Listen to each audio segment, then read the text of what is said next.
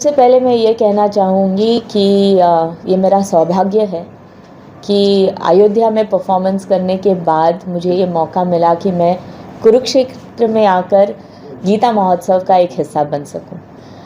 तो एक ही साल में जब ये होता है तो मुझे लगता है ऊपर वाले ने बहुत सारी ब्लेसिंग्स मुझे दी है और आवाम से इतना प्यार मिलता है तो लगता है कि वाकई कुछ तो अच्छा किया होगा, इसलिए भगवान देते हैं।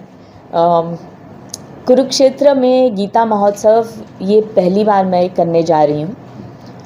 तो जैसे आपने पूछा,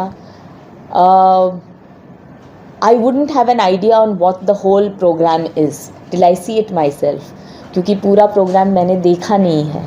लेकिन इसका एक हिस्सा जो मैं परफॉर्म करने जा रही हूँ उसमें हाँ थोड़ा डांस भी है, थोड़ा म्यूज़िक भी है और थोड़ा ड्रामा भी है। सो आई गेस एक म्यूज़िकल ड्रामा या एक म्यूज़िकल परफॉर्मेंस के हिसाब से अगर गीता को लोगों तक पहुंचाया जाए, एंटरटेनमेंट भी होती है और कुछ सीख भी मिलती है। बचपन में हम लोगों ने सबने कहानियाँ सुनी है महाभारत की, गीता की, कृष्ण भगवान ने कैसे अर्जुन को समझाया, संजय ने धृतराष्ट्र को कैसे दिखाया। उस वक्त टीवी नहीं था और इंटरनेट नहीं था, तो संजय जी मेरे ख्याल से आज के आप मीडिया वाले बन गए थे जो धृतराष्ट्र तक पहुंचाए कि कुरुक्षेत्र में हो क्या रहा है। So I think it's a blend of modernity जो आज हम कर रहे हैं और जो उस वक्त हुआ, और अगर हम ये ब्लेंड करके जो आने वाली जनरेशन है, जो बच्चे हैं जो ये सब नहीं जानते, हमारी पुराणों के बारे में नहीं जानते, गीता के बारे में नहीं जानते, रामायण के बारे में नहीं जानते, ये एक अच्छा एंटरटेनिंग माध्यम है जिसके वजह से हम उन तक ये चीज़ें पहुंचा सकते हैं। So I am happy to be part of it from the cultural point of view also. जी मैं पहली बार कर रही हूँ, मुझे भी पता नहीं कितना समय लगेगा, 15-20 मिनट की होगी। मैसेज हो सकता है जी, गीता महोत्सव तो गीता का मैसेज है, कृष्ण भगवान ने जो मैसेज दिया वो है। मैं तो बस एक किरदार हूँ, निभा रही हूँ। जैसे एक पेंटर है और रंग भरता है, मैं बस रंग हूँ, ना ब्रश मेरे हाथ में ना कागज़ मेरे हाथ में। उसके बाद आप फिल्मों में ज़्यादा एक्टिव नहीं जी, तो क्या कारण रहे? जी मैंने प्यार किया के बाद मैंने प्यार किया।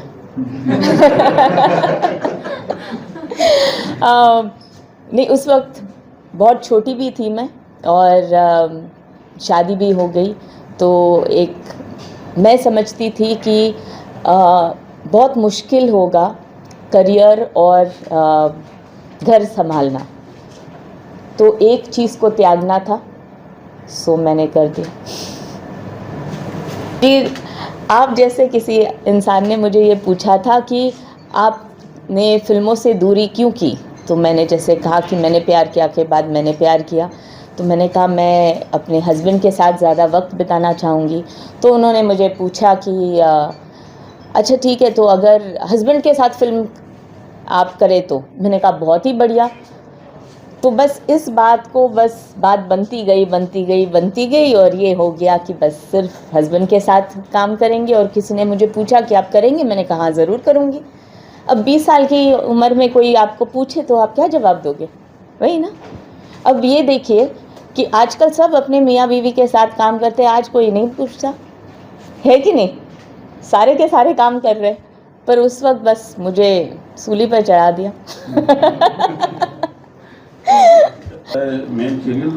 जी, it was one of the first Doordarshan की serial which was made for the children.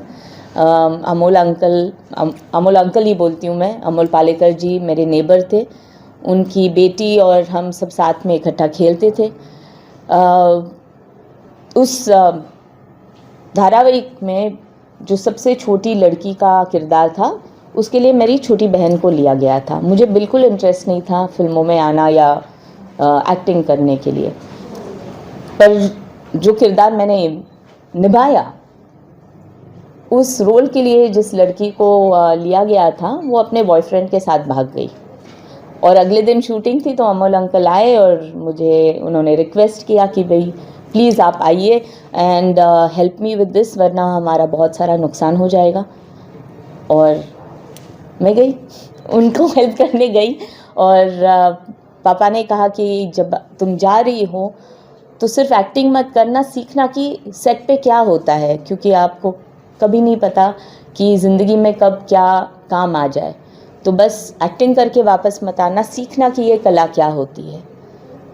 तो बस वही हो।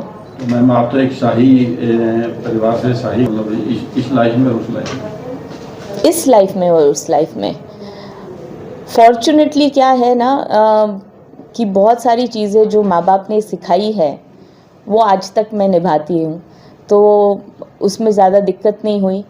लोगों के साथ अच्छे से बात करना, व्यवहार आपका ठीक ठाक रहना चाहिए, बड़ों का आदर करना चाहिए, छोटों का भी आदर करना चाहिए, जो हम आजकल भूल जाते हैं। हम ये सोचते हैं कि छोटों का दिल नहीं होता और बस हम उनको कमांड कर सकते हैं और वो हमें फॉलो करना चाहिए। पर मेरे ख्याल से जो बेसिक चीज़ें हर माँ बाप सिखाते हैं, मैं थोड़ी बहुत ही ज़्यादा डिसिप्लिन वाली लड़की थी, तो माँ बाप की हर चीज़ मानी सिवाय एक, शादी मैंने अपने मनपसंद की। तो आज भी पापा बोलते हैं कि बाकी सब तुमने सुना, बस एक चीज़ नहीं सुनी, पर जो नहीं सुनी वो काम आई। तो आने वाले समय में कोई टीवी सीरियल या नई एल्बम? जी, फिलहाल शूटिंग चल रही है एक वेब शो की, पर अनाउंसमेंट जब होगा तब ही होगा, because that's how it works आजकल। एक फिल्म साइन की गई है जिसे मार्च में शुरू करेंगे, तो मार्च अप्रैल में भी उसकी अनाउंसमेंट आ जाएगी। मैम और आज परफॉर्म करने जा रही हैं, उसकी कहानी क्या है, कथा वस्तु क्या है? आप आएंगे ना देखने को? मैं अभी बताऊंगी तो फिर इंटरेस्ट चला जाएगा ना। आप आइए, देखिए।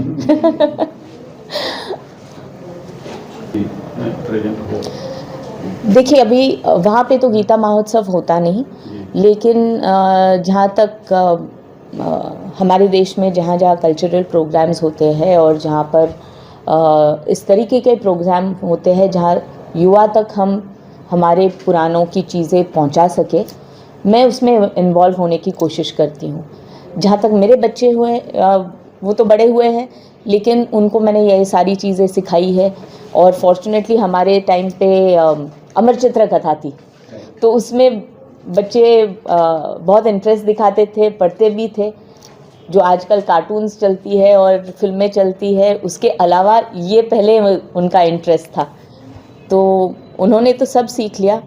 अब जो नई पीढ़ी है, नवा पीढ़ी है, जो अभी शायद 5-6 साल के हैं, उनके लिए मैं सोचती हूँ कि अमर चित्र कथा वापस रिवाइव होनी चाहिए, क्योंकि कार्टून्स के द्वारा या एनिमेशन के द्वारा बच्चे ज़्यादा अच्छे से समझ सकते हैं यह सारी चीज़ें।